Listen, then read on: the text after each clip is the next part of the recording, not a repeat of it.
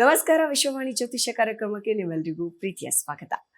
ನೀವು ಕೂಡ ಕಾಯ್ತಾ ಇರ್ತೀರಾ ನಿಮ್ಮ ರಾಶಿಯ ಒಂದು ಫಲಾನುಫಲ ಮೇ ತಿಂಗಳಲ್ಲಿ ಹೇಗಿದೆ, ಮೇ ತಿಂಗಳಲ್ಲಿ ನಮ್ಗೇನಾದ್ರೂ ಅಪಚಾರಗಳಿದಾವ ಅಥವಾ ನಮ್ಗೇನಾದ್ರೂ ಕೆಡುಕುಗಳಿದಾವ ಅಥವಾ ಒಳ್ಳೇದಿದೆಯಾ, ಇದ್ರೆ ಪರಿಹಾರಗಳು ಜೊತೆಗೆ ನಿಮಗೆ ಈ ಒಂದು ಸಂಚಿಕೆಯಲ್ಲಿ ನಿಮ್ಮ ರಾಶಿಯ ಒಂದು ಆಗು ಹೋಗುಗಳನ್ನ ತಿಳಿಸ್ಕೊಡೋದಕ್ಕೆ ನಮ್ಮ ಜೊತೆ ಖ್ಯಾತ ಜ್ಯೋತಿಷಿಗಳು ಶ್ರೀ ವಿಜಯಾನಂದ ಜೋಸೆಫ್ ಅವರು ನಮ್ಮ ಜೊತೆ ಇದ್ದಾರೆ.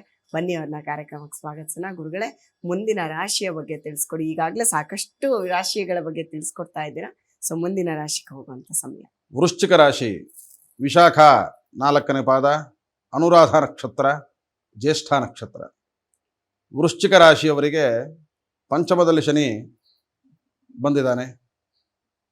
ಪಂಚಮದಲ್ಲಿ ಶನಿ ಬಂದಾಗ ಅನೇಕ ಸವಾಲುಗಳೆದುರಾಗುತ್ತೆ. ಇಷ್ಟು ದಿನ ಇಲ್ಲದೆ ಇರತಕ್ಕಂತಹ ಅನೇಕ ಕಠಿಣ ಪ್ರಶ್ನೆಗಳು ಉತ್ಪತ್ತಿಯಾಗತ್ತೆ. ಅವೆಲ್ಲದಕ್ಕೂ ಕಾಲವೇ ಉತ್ತರವನ್ನು ಕೊಡುತ್ತೆ.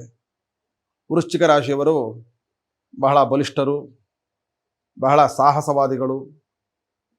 ಅವರಿಗೆಲ್ಲ ಬಹಳ ಧೈರ್ಯ ಪ್ರಾಪ್ತವಾಗಿರುತ್ತೆ. ಯಾಕಂದರೆ ಕುಜ ಅಧಿಪತಿ ಆದ್ದರಿಂದ ಕುಜನನ್ನು ಸಮರದೇವ ಅಂತ ಹೇಳಿ ಕರಿತೀವಿ. ಸೈನ್ಯಕ್ಕೆ ಮತ್ತು ಯೋಧಕ್ಕೆ ಕುಜನು ಅಧಿಪತಿ. ಅನೇಕ ಸಂದರ್ಭಗಳಲ್ಲಿ ಅನೇಕ ಯುದ್ಧಗಳೆದುರಾದರೂ ಕೂಡ ಜೀವನದಲ್ಲಿ ಆ ಯುದ್ಧಗಳನ್ನು ಎದುರಿಸಲಿಕ್ಕೆ ಕುಜನು ಅನುಗ್ರಹ ಶಕ್ತಿಯನ್ನು ಕೊಡ್ತಾನೆ. ಗುರು ಬಲವಾಗಿದ್ದು ದಶಾಭುಕ್ತಿಗಳಲ್ಲಿ ಒಳ್ಳೆಯ ಫಲವನ್ನು ಹೇಳಿದ್ದರೆ ಅವರು ಒಳ್ಳೆಯ ವಿಜಯವನ್ನು ಗಳಿಸ್ತಾರೆ. ಈ ತಿಂಗಳಲ್ಲಿ ದಶಾಭುಕ್ತಿಗಳಲ್ಲಿ ರಾಹು ದಶೆ, ಕೇತು ದಶೆಗಳು ನಡೀತಾ ಇದ್ದರೆ, ಶನಿ ದಶೆ ನಡೀತಾ ಇದ್ದರೆ ಸ್ವಲ್ಪ ಫಲಿತಾಂಶಗಳು ದೂರ ಆಗ್ಬಹುದು. ವೃಶ್ಚಿಕ ರಾಶಿಗೆ ಪಂಚಮದಲ್ಲಿ ಶನಿ ಬಂದಿದ್ದಾನೆ ಮಾರ್ಚ್ 29ನೇ ತಾರೀಕಿನಿಂದ. ಜೊತೆಯಲ್ಲಿ ಅನೇಕ ಎದುರಿಸುವಂತಹ ಸವಾಲುಗಳೆದುರಾಗುತ್ತೆ. ಅವು ಯಾವುದಕ್ಕೂ ಧೃತಿಗೆಡದಂತೆ ದೈವಬಲ ನಿಮಗಿದೆ. ದೈವಬಲ ಇರೋದರಿಂದಾಗಿ ಮನೆ ದೇವರ ಆರಾಧನೆ, ಮನೆ ದೇವರ ಆಚರಣೆ, ಜೊತೆಯಲ್ಲಿ ಫಲದಾನವನ್ನು ಮಾಡಿ. ಫಲದಾನ ಅಂದ್ರೇನು? ಪೂರ್ಣ ಫಲ ಅಂದರೆ ತೆಂಗಿನಕಾಯಿ ಒಂದೇ. ವಾರದಲ್ಲಿ ಒಂದು ದಿನ ತೆಂಗಿನಕಾಯಿಯನ್ನು ತನ್ನ ಮನೆ ಬಾಗಿಲಿಗೆ ನಿವಾಳಿಸಿ ಒಂದು ದೇವಸ್ಥಾನದ ಮುಂದೆ ಹೋಗಿ ದೇವಸ್ಥಾನಕ್ಕೆ ನಿವಾಳಿಸಿ ಅದನ್ನು ಒಡೆದು ಬನ್ನಿ. ಯಾಕಪ್ಪ ಅಂದರೆ ಮನೆಗೆ ಬಂದರೆ ಅಶಾಂತಿಗಳು ಕಾಣುತ್ತೆ. ಕೆಲಸ ಮಾಡೋ ಜಾಗಕ್ಕೆ ಹೋದಾಗ ಅಶಾಂತಿಗಳು ಕಾಣಿಸ್ಕೊಳ್ಳುತ್ತೆ. ಇವತ್ತಿಷ್ಟು ಕೆಲಸ ಮಾಡಿದ್ರೆ ಸಾಕು ಅಂತ ಹೇಳಿ ಆಲಸ್ಯತನಗಳು ಬರಬಹುದು. ಮೊದಲು ತುಂಬ ಹೊತ್ತು ಕೂತ್ಕೊಂಡು ಕೆಲಸ ಮಾಡ್ತಿದ್ದೆ, ಇತ್ತೀಚೆಗೆ ಯಾಕೋ ಕೂತ್ಕೊಳ್ಳೋಕೆ ಮನಸ್ಸು ಬರ್ತಾ ಇಲ್ಲ, ಕೆಲಸ ಮಾಡೋಕೆ ಆಗ್ತಾ ಇಲ್ಲ, ತುಂಬ ಆಲಸ್ಯಗಳು, ಅತಿ ಬೇಗ ಕೋಪ ಸಿಟ್ಟುಗಳು ಬರುತ್ತೆ. ಇವೆಲ್ಲದಕ್ಕೂ ಪರಿಹಾರನೇ ಈ ರೀತಿ ಕಾಯಿಯನ್ನು ನಿವಾಳಿಸಿ ಒಂದು ದೇವಾಲಯದ ಮುಂದೆ ದೇವರಿಗೆ ತೋರಿಸಿ ಒಡೆದು ಬಿಟ್ಟು ಬನ್ನಿ. ಇದನ್ನು ಮಾಡೋದರಿಂದಾಗಿ ನೀವು ಮಾಡಿಕೊಂಡಿರೋ ಕೆಲಸ ಕಾರ್ಯ, ಆಫೀಸ್, ಉದ್ಯೋಗ, ಕಚೇರಿಗಳು ಪುನಃ ಕೆಲಸ ಕಾರ್ಯಗಳನ್ನು ಮಾಡಲಿಕ್ಕೆ ನಿಮಗೆ ಮನಃಶಕ್ತಿಯನ್ನು ಅದು ಕೊಡುತ್ತೆ. ಹಾಗಾಗಿ ವೃಶ್ಚಿಕ ರಾಶಿಯವರು ಮೇ ತಿಂಗಳಲ್ಲಿ ಯಾವುದರಲ್ಲಾದರೂ ಜಯವನ್ನು ಗಳಿಸ್ತೀರಿ. ಆದರೆ ತಾನು ಜಯಗಳಿಸಿದ್ದಕ್ಕೆ ಯಾರೂ ಶ್ಲಾಘನೆ ಮಾಡಲ್ಲ, ಅಥವಾ ಮಾಡಿದ್ದು ಯಾರಿಗೆ ಕಾಣದೇ ಇದ್ದರೂ ಕೂಡ ನಿಮ್ಮ ಮನಸ್ಸಿಗೆ ಅದು ನಿಮಗೆ ತೃಪ್ತಿಯನ್ನು ಕೊಡುತ್ತೆ.